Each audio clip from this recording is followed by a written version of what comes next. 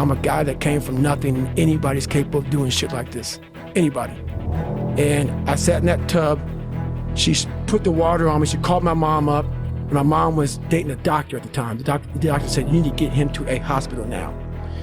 She came back in. All I wanted to do was call Chris Costner on the phone, the race director of Badwater, so I can get it.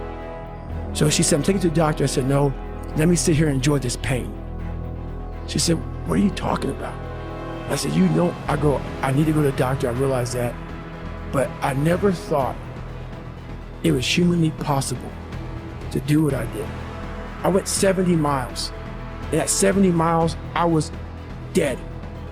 I was at 100%. What I thought was 100%. I went 31 more miles after being in the worst physical shape I've ever been in my life. And I sat in that tub and the waters hit me, and it was the most amazing feeling of accomplishment.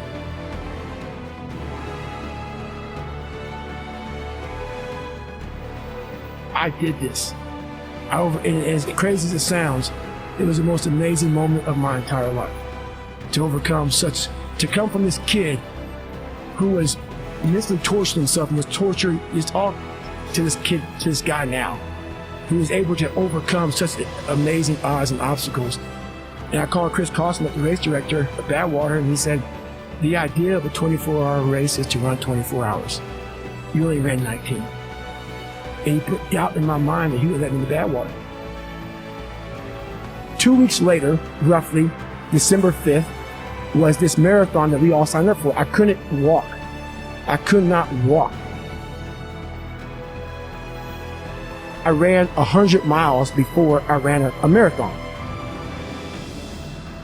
It's 10 days or 2 weeks after this 100-mile in one race I did, this marathon, December 5th in Las Vegas. That gun went off 2005, 14 days after I broke myself off, and I qualified for the Boston Marathon. I ran 3:08. Like, the gun went off and that thing came back. Like, all right, man, what if? Then I went to the Hurt 100, race in Hawaii, 26,000 feet of climbing over 100 miles. Probably one of the top 5 hardest 100-mile races in the world.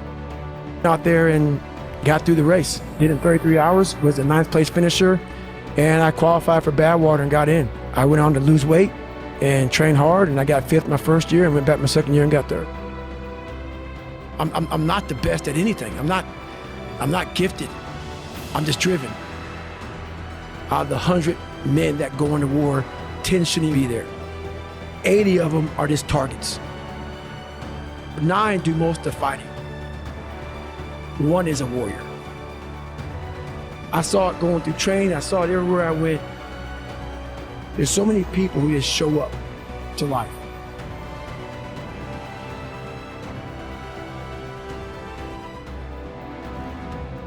See me now as the guy that with his shirt off, who can do 4,030 pull-ups in 17 hours, who can run 205 miles in 39 hours, who can do all this crazy shit.